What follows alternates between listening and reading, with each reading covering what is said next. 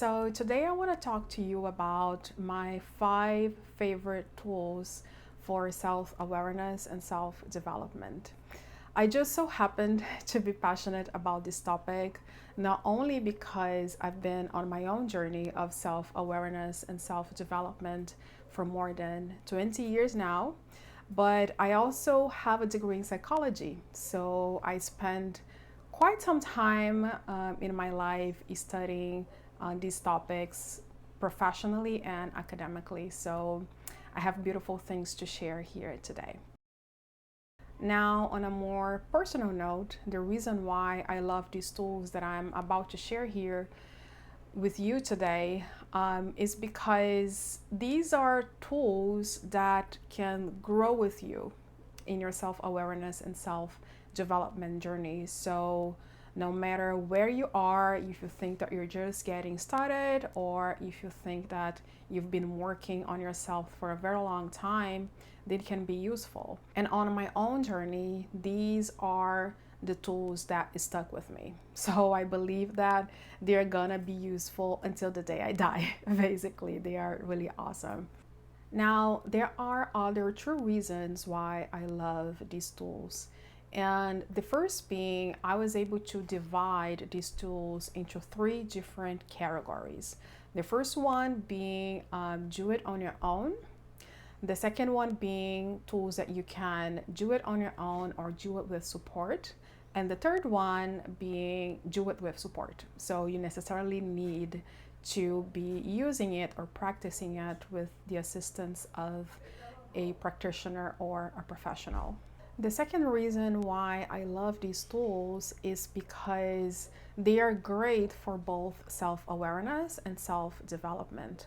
Now, these are 2 different things, right? When I think about self-awareness, I think about the famous phrase, know thyself.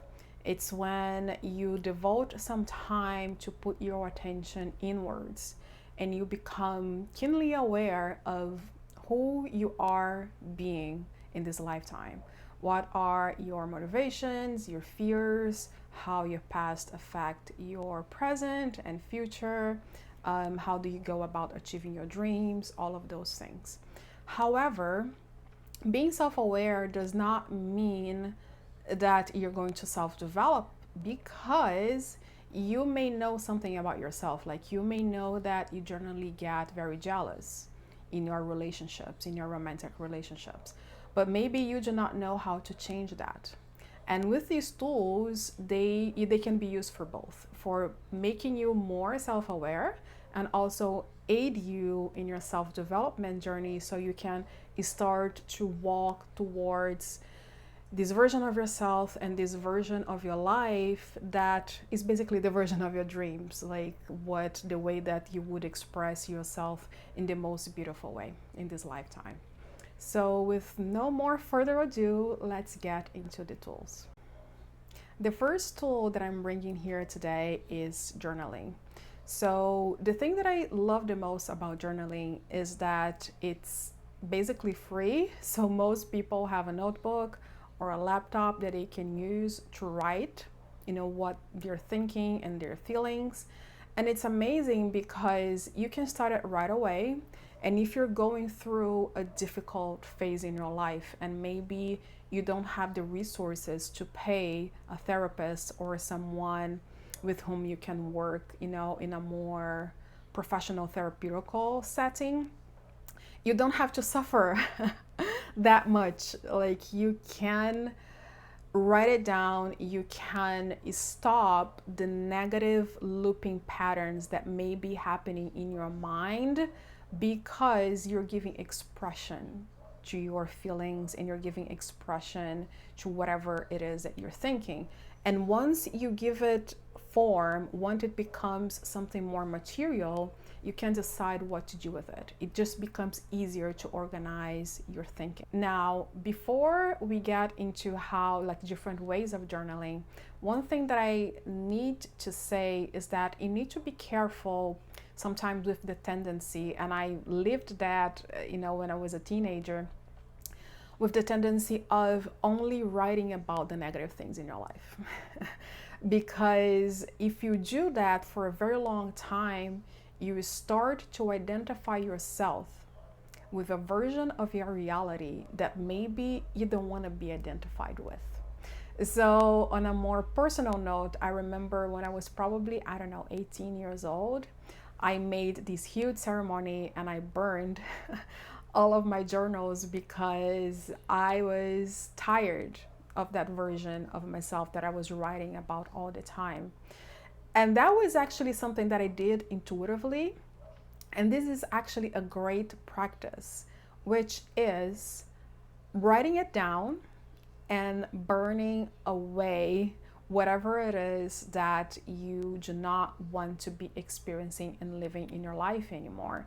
It just gives this message. Well, we do two things, I have to say. The first thing is you give expression to whatever you're feeling. So this is really important. You cannot just deny the things that you're feeling. Like your feelings and in the thinking, they need to be expressed. It's important. It's the first step.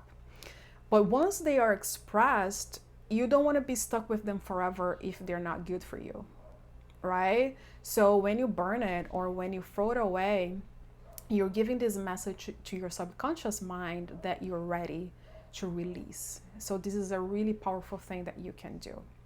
Now, the way that you can make your journaling process more dynamic and more positive is by using journal prompts.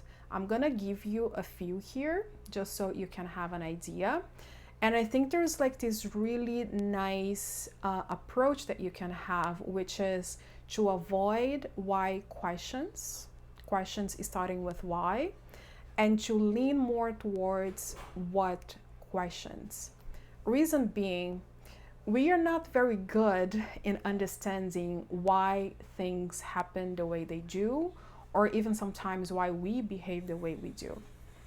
So if you're always asking why questions, it becomes really easy, again, to be stuck in a negative looping pattern or behavior, and this is not what we want. But when we use what questions, we are doing two things. The first thing that we are doing is we are again giving expression to whatever is happening in our lives. So you can ask yourself, what are the things that are bothering me the most in my relationship, in my romantic relationship? So you can have clarity and you can express what you're feeling. And then as a segue, what you could do is ask yourself, what can I do to change that? So you're not only recognizing what you're feeling, but you're also walking in the direction of the behavior, feeling, or experience that you would rather have. So you make it more dynamic in that sense. Now, I'm not saying this to make you feel guilty about the things that you write, but just so you can be aware, right? Because we don't want to be stuck in a version of reality that we do not like. And this is something that we need to be aware of. And if you do it this way, you're going to be able to express yourself and also walk towards your journey of self-development as well. The second tool that I want to bring today is meditation. And I know that sometimes there's a lot of resistance when it comes to meditation because maybe people tried before and they think it's not for them. But I do want to say that meditation has many different definitions. Like you have the Sufi perspective, you have the Buddhist perspective, you have the yogic perspective, you even have the scientific perspective. So because you have different perspectives, you also have different ways of meditating. So if you've tried something before that did not work for you, it's okay. You can try something different.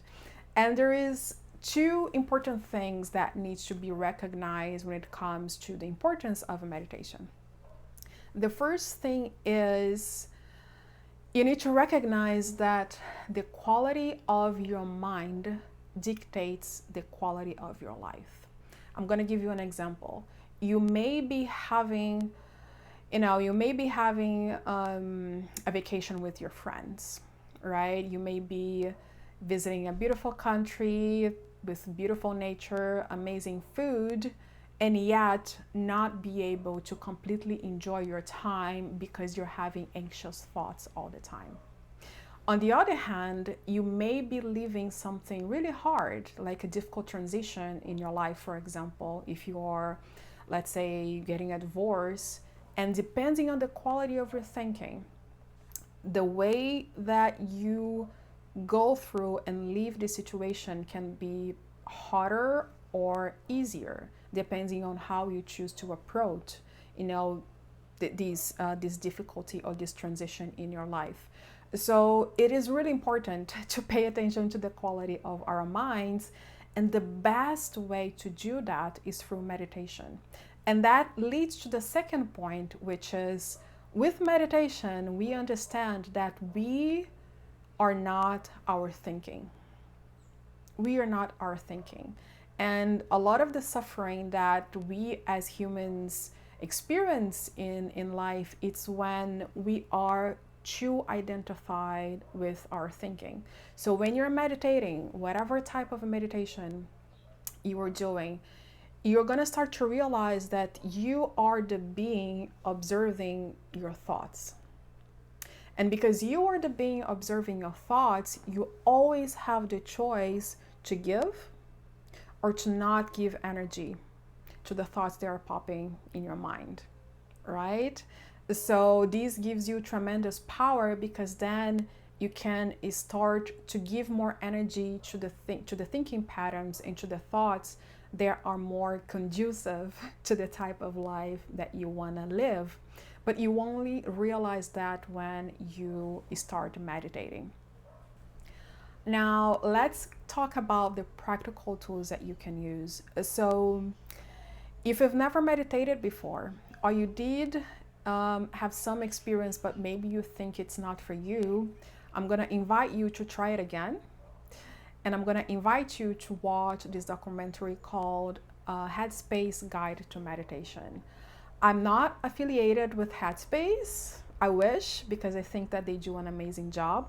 But what I love about this documentary more specifically is that Andy, who is the founder of Headspace, he's going to guide you in each episode in the process of experiencing a different type of meditation.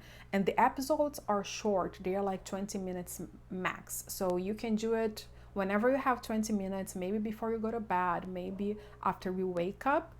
And because Andy was a Buddhist monk for 10 years or more, you can feel like you can feel the peacefulness in his presence. And I think that that's the beauty of Headspace. And that was actually because they do have an app that it's very cheap, so you can download and subscribe, and they have amazing meditations there. But that's what got me into meditation when I was resisting meditating, because I could follow his guided meditations and I could feel the peacefulness exuding, so because, again, he's very experienced. So this might be something that you want to try. The second resource that I'm bringing today is this app called Open.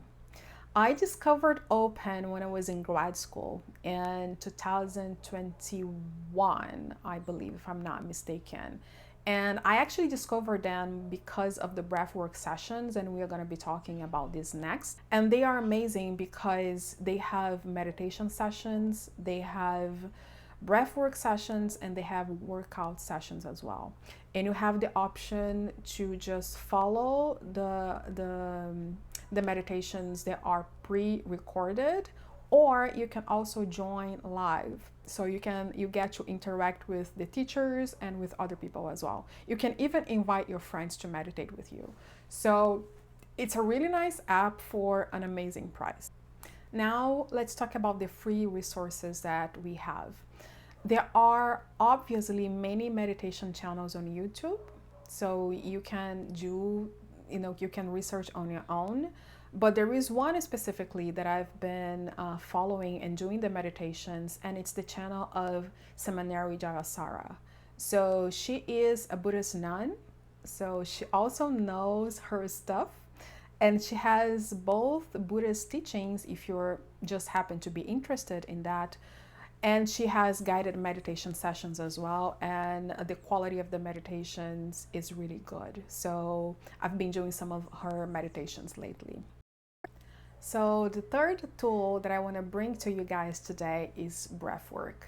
And I just want to start by saying that I absolutely love breathwork. Is one of my favorite tools because you can feel the result really fast. If you've never tried before, just as a quick explanation, if you compare breathwork and meditation, with meditation, depending on the type of meditation that you're doing, most of the time you're guided to observe your breathing. With breathwork, you are guided to breathe in a specific way. So just as an example, you can breathe, you can do like a 3-part breath. So you can do like in the belly, up to the chest, and then out. And then you do that for a specific period of time, 10, 15, 30, 40 minutes, depending on the duration of that particular session. Now, you have many different patterns that you can use with your breathwork session.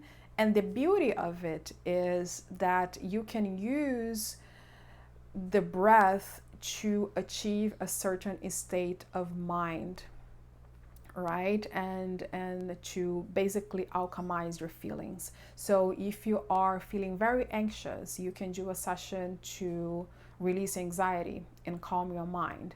If you need more focus to start working, you can do a session to be more energized and be more focused as well. And you can also use like the longer, more intense sessions to move energy, like really deep-seated emotions and energy stored in your body, things that have been there sometimes for years and even decades. And if you allow me a little bit of a personal story, that was actually how I started using breathwork. And that was back in 2018. I was living in Buenos Aires, so it was a very unique, beautiful phase in my life. But in a particular moment, I was having some personal issues and my emotions were like all over the place. And it just so happened that my landlord was a breathwork practitioner.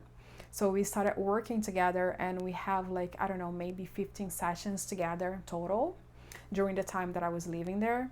And I remember that the first 3 sessions, all I could do was cry. And I was releasing his stuff from childhood, honestly. And that was not even the reason why I searched him in the first place. It's crazy. But it was beautiful because with breath work, again, we go back to that concept of giving expression to your emotions. So those feelings, I was living those feelings in my body. It was more than just like a thinking, process. I was really living it. And once the feelings were fully expressed, they vanished. There are 2 resources that I want to bring here to you today. The first one is Open, which is the app that I already mentioned in the meditation section.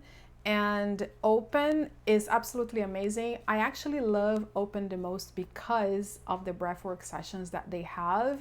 They are really, really, really high quality. So definitely check them out. They do have a free trial as well. Hi guys, it's Gisele from the future here. I had an issue with this section of the recording, the original one, so I'm adding this later.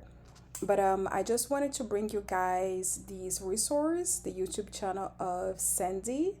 He is absolutely amazing and he has been putting out really, really high quality sessions for, I want to say probably more than 2 years now.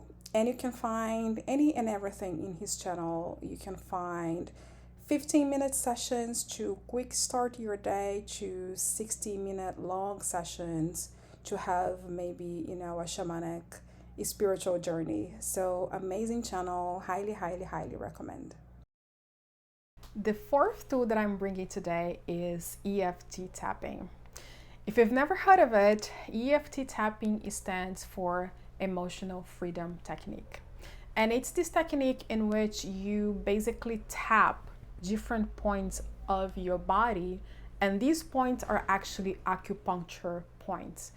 But instead of using a needle, you're using your fingers. So you can do it at home, or you can have a support of a EFT tapping therapist as well, if you know that you're moving, some difficult emotions and stuff. And it is in a sense very similar to breathwork in the power of moving stored emotions out of your body, so you can find great relief, especially for like traumatic situations. But what I think is very special about EFT tapping is that you can not only move those difficult emotions and basically just release them into the ether, but you can also reprogram your mind, also using tapping at the end of the session. You can do that with breath work, but I feel that it's a little bit more efficient with tapping. So let's say that you are, simple example, like tapping on your anxiety. So after the session, you're gonna feel how you feel, and if your anxiety level has decreased, then you can proceed to reprogram your mind to the way that you're feeling, that you want to feel, sorry. So if you want to feel more peaceful, if you want to deal with a particular situation in a specific way, you can tap those points and then tell yourself what it is that I want to experience. What are the feelings that I'm now open to live, right? So it's amazing for that. Now, let's talk about resources. There are 3 that I want to bring here today. If you've never tried tapping and you're curious on how it works, there is this documentary. It's free on YouTube, and it's called the Tapping Solution Documentary. If I'm not mistaken, I'm going to put it on the screen so you can see. And this documentary was produced by Nick Ortner and his sister, Jessica Ortner, who are the co-founders of the Tapping Solution Company. But in this documentary, more specifically, what they do is they gather this group of people in the United States. These are people who have all sorts of issues, from, car accident trauma to eating disorders. And they work with those people in order to move the energy, to move the stuck emotion, and to release whatever it is that it's stored in their body, that it's preventing them from, feeling peaceful or behaving the way that it's conducive to their well-being, essentially. So it's a really nice documentary. What I love also about it is that you can actually tap together with the people, in the documentary. And it might sound crazy, but you would be surprised by how similar we are as human beings. So sometimes we think of ourselves as being very unique, with very unique problems and very unique, traumas and stuff. But that's not reality. That's not the case. Like, we as humans, we share a lot of the difficult experiences and emotions in life. So it's very powerful to tap while you're watching. I've tried before, and I was like, oh my God, why am I getting so emotional? It's not even my story, but it can happen. And also, they do have an app, the Tapping Solution app. It is a paid app. I don't remember it being very expensive. I used to be a subscriber, and they have tons of tapping meditations to all sorts of issues, from financial problems to, difficulty in finding love. It's very unique. They may have a free trial, I don't remember. But I mean, if you like the documentary, then you might like the work of Nick and Jessica, and then I think you might also like the app as well. The next 2 resources that I'm bringing today, they are free, and they are both on YouTube. The first one is the YouTube channel of Brad Yates. Brad has been doing this work for such a long time. If you visit his channel, you will see that he has more than 1,000 tapping meditations on his channel. And so it's very hard to not find something that it's connected with the issue that you're having. So I highly recommend that. And another YouTuber who has been doing her work more recently, but has already many meditation sessions on her channel, is Jennifer Harmony. She has some really, really good sessions. I highly recommend it. I've tried many of them, and she has like this sensibility, a very unique way, I would say, in approaching the tapping sessions. So definitely worth to check it out. Now, the last tool that I want to bring today is psychotherapy. And it's so funny that it's last on my list today, last but not least. But it's so funny that it's last because it was actually one of the first things that I did early on my journey.